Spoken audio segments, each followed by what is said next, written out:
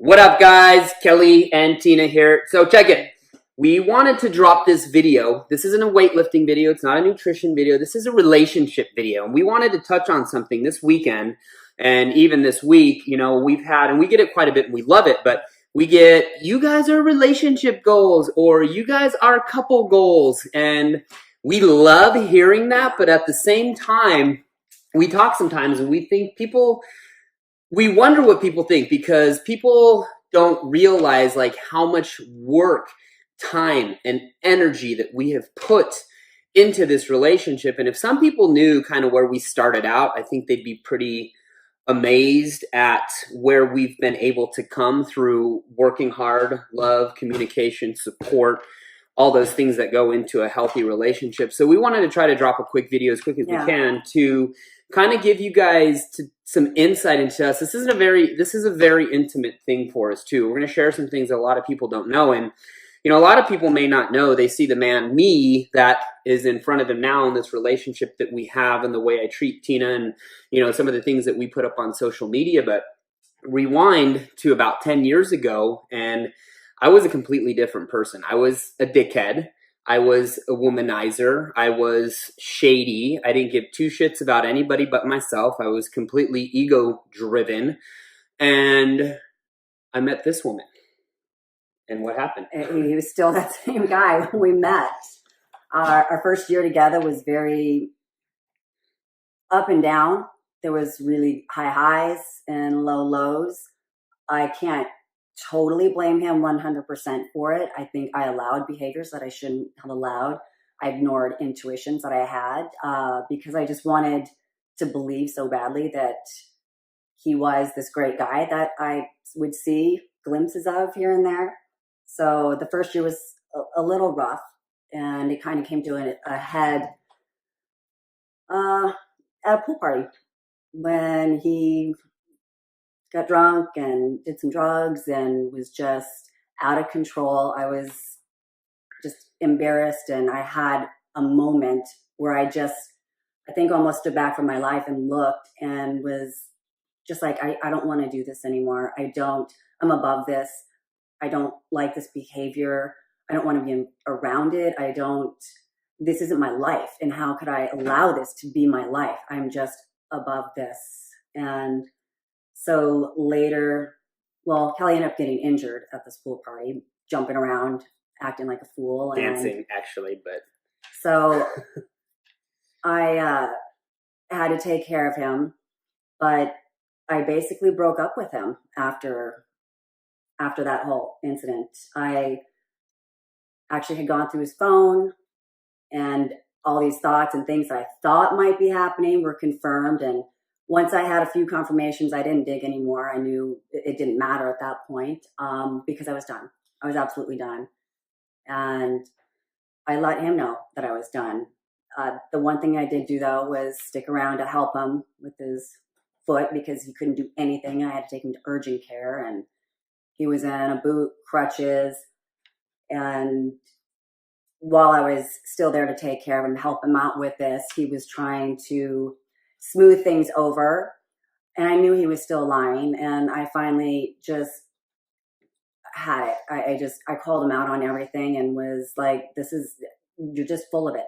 You are just a shitty person. You're a liar. And I'm better than this. I'm better than you. And I'm not going to live this. And you're probably going to die alone. This is how you treat people. And this is how you act. And the people that you're surrounded by. I want no part of this. And I think it was pretty shocking.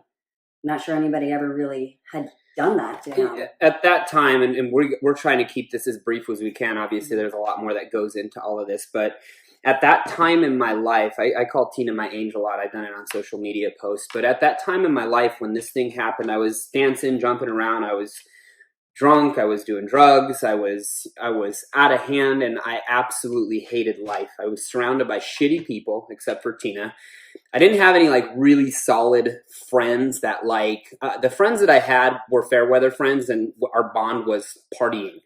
But I was at a time in my life where I was reckless. I didn't give a shit about other people's feelings, and I was freaking miserable. I was miserable. I was shady. I was a liar. I was angry. And you know, Tina found some things out in that time frame, and you know, she again, we're trying to keep this as simple as time wise as we can, but you know, I injured myself. Okay, my MO in the past, when I got caught, when I got confronted by females, when any of those things was fuck off. I don't care.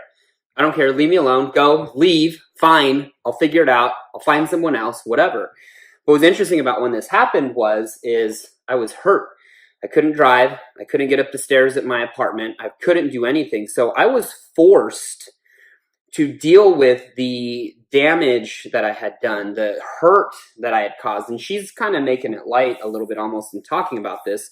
But it was, we spent like a week in my apartment, and it was like, we still refer to it, it was like crazy intensive therapy to where we went through a lot of things together. And for once in my life, instead of putting my wall up or my shield to protect whatever shitty emotions I had going on, I had to like deal with what was going on. And we went back and forth. I was still lying. I was still this. I was hungover. I was coming off of drugs. I was hurt. I couldn't walk. I was in a boot. I had crutches. And we had a week, like literally almost, I think, 7 days where we were held up in my apartment, and it was just, I can't even explain it, but I think it was like a God thing, whatever your spiritual beliefs are or whatever. But I think it was a God thing for me because, you know, I was forced to confront and deal with a lot of things that, you know, tell them what happened, you know. Well, it came to when I knew he still wasn't being forthcoming and honest about things. And I was just like, I'm done. I'm leaving. I don't ever want to see you, speak to you, nothing at all. And I was getting my stuff to leave, and he was just looking at me in shock, like, you're leaving? And I was like, yes, I'm done. Like, I want nothing to do with you. And I left. I waited, I think it was probably like 5 or 10 minutes. I had gone down to my car, and I was just sitting there, and I was upset and hurting. And I just got this really, I don't know how to explain it except for like a mother's intuition, but it was just this weird feeling, the sense that something wasn't right. I know he didn't look right when I left him. So I went back upstairs, and I walked back in, and he was sitting in his bedroom on the edge of his bed holding a gun. And it was, I always get choked up when we even talk about it. It's really hard, but I can't even express the look that he had when he saw me walk back in, and he just looked at me and he was like, you came back. And I just said, yes. And in that moment, it was like this burden was lifted off of him, and he put the gun down and just emotionally started releasing almost like his entire life, just from childhood on, just everything. And as he's releasing this and telling me these things, which took hours, days, it was like watching him physically change, spiritually change, just everything about him, like the anger dissipate that you always could see in him, that he was always carrying. It was seeing somebody at their lowest moment, and it was and watch them start coming out of it. It was a crazy experience, and at no point was this ever an ultimatum that I gave him. This was a choice that he made when I had come back, that he wanted to just be that different person, and he trusted me with all of his secrets and his emotions and his feelings. And what happened there, guys, is what they call rock bottom. Okay, I was coming off of drugs. I always had drug and alcohol problems growing up. That's no secret if you know me. It's not something I try to hide. I obviously don't have those problems now, but you know, that moment, and we don't share this with everybody. So again, this is kind of an intimate thing, but I think suicide's stupid. I always say, how could somebody do that? You know, we've dealt with some suicides within our family, and you know, I always like how it can get better, blah, blah, blah. But at that moment, I was destitute. I was empty. I was done. I felt like I had nobody. I realized I really loved this girl that another person I hurt and is walking out of my life. And I did. I sat with a 45 loaded, cock chambered in my hand. And I hate to talk about this, but to this day, people have still asked, like, what do you think would have happened if she left? And I'll be honest with you, because I was so fucking low that I don't know what would have happened. But when she came back, like she said, I hit the bottom, which is what, alcoholics, whatever people talk about. And in that moment too, I had this like awakening or epiphany. I think a lot of people get this, but they choose not to look at it, or they go a different road or whatever. But I still remember some of these details clear as day. And I realized for the first time in my life that, holy shit, I'm the fucking problem here. I'm the problem with all these relationships. I'm the problem within these friendships. I'm the problem with my career. I'm the problem with, everything that's going on. And I think that's hard for people, especially when egos are involved, to admit, like, wow, I'm the big part of the fucking problem. And through everything, and again, we're trying to keep this as condensed as we can, I had to take an inventory of my life, the things, and it was like a release. I'd spent my whole life building this shell to keep people away in this hardcore exterior. And like, I never cried. And I didn't cry, not because I'm like a macho guy, because I'm completely not. But when I had this release with her, it was a release. And what happened is, at that moment, when everything could have went to shit in a lot of different ways, and with things that happen with a lot of relationships, it's probably not even as serious as some of the stuff that we went through, I was ready to end my life. But in that moment, I realized that I, as a man, need to change for myself, and a lot of people have reached out to Tina because of some of the posts and things I write, and they're like, oh my gosh, how'd you change him? What did you do? There's people, around us that are like, what did you do to make him be like this? And it wasn't her. She allowed me, and she helped me, and she supported me, but I was at a point where I was ready to make the changes, to develop the kind of relationship that I never even imagined could be, which is what we have now. And, my mom was a pivotal part in this whole scenario, and she made a good point that we always think about. She's like, you guys can keep going down the same paths, repeating the same things, or if you guys love each other, you can work on this, and you can work to heal together, heal and have a successful relationship. So, when we hear the couple goals thing and the relationship goals and blah, blah, blah, that's awesome and we love it. But people don't realize what the fuck we've been through to get there. And it is still almost 8 years later, work. I've never talked to somebody so much in my life. And you know why I think so many relationships, I know why so many relationships fail, is because people don't fucking communicate.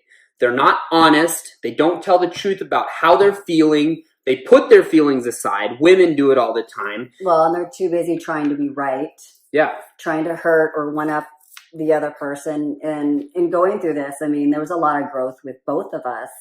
Still. I had to learn, I couldn't throw things up in his face. I could not keep reminding him, you did this, you did this, you did this, and yet expect him to change. I had to learn to deal with that, and he had to deal with it too. He had to see, me work through my emotions, and he had to be there and support me and not get angry because I'm still upset over certain things. But I had to bite my tongue many times. I couldn't just throw things up, and I couldn't remind him, you used to be this guy, you did this or you did that, because that's just stunting someone's growth.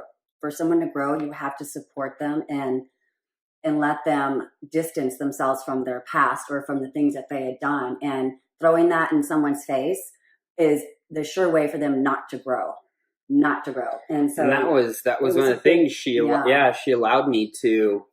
She could have been on my ass for everything, and she allowed me the opportunity to become a better man, and we worked on it together. And that's And the other trust, thing, too. you know. I had to learn to just trust you. And we've spent years rebuilding trust and working on things. The other thing, you know, people see it's like we fight, we argue, you know, we don't really yell at each other. I think because we communicate so well. Well, and we have a lot of respect. Yeah, and we don't name calling. We don't always agree, but we do agree to disagree sometimes, and we agree to try to understand and see the other person's, you know, point of view. But I think the reason so many people's relationships don't work, and we're going to start talking about this stuff more, is one, they're not willing to communicate, or they want to be right all the time, and that's never going to work. And the other thing is, if you're in a relationship, guy, girl, whatever, and your partner is not as invested as you are, you're going to have a hard time really making that work. So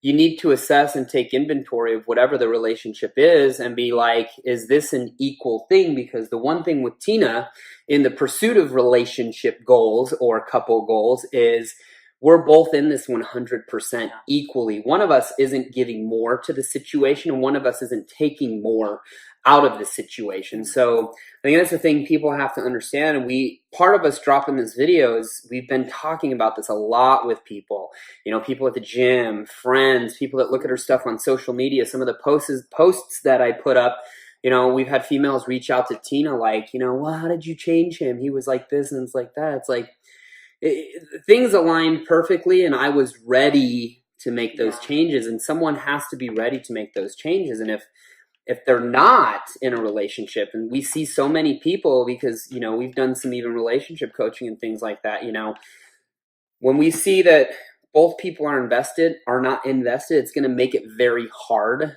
to be successful within that relationship.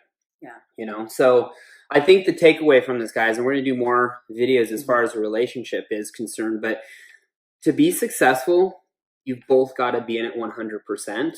Yeah, and I think also, too, we just wanted to be very open and honest with you guys. We don't ever want someone to look and think, oh, we just have this magical relationship that fell into our laps. We kind of want you to know the work whole highlight reel that people talk about on social media. We just want people to know, like, we've really, really worked and we've made an investment. It's a priority. It's 100% priority.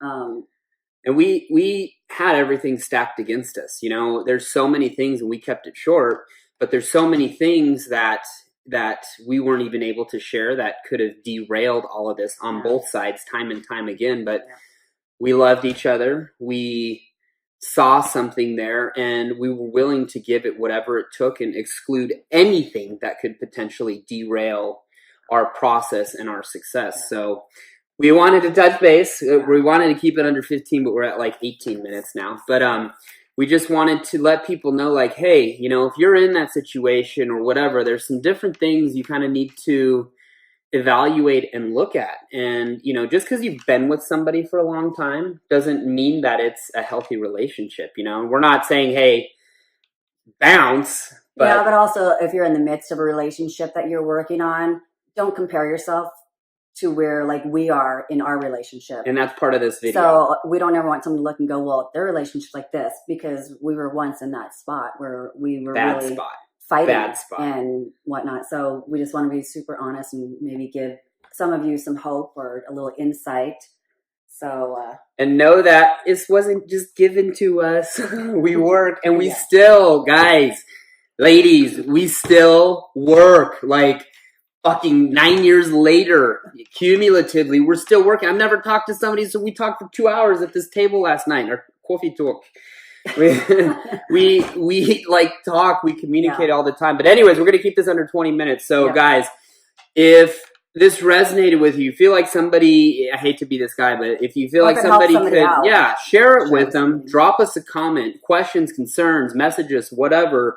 You know, we'd love to give any kind of insight that we could, but, you know, when people say relationship or couple goals, anybody can have it. It's what are you willing to invest into having that? Yeah, and even if there's anything else you want to just ask us about our relationship or whatever, just throw it in the comments, and we'll pop on and do another video, and we're gonna talk about it. Do them anyways, but just, you know. I think that's it, babe. Yep. Good? Yep. Cool. Couple goals, relationship goals. You could have your own later.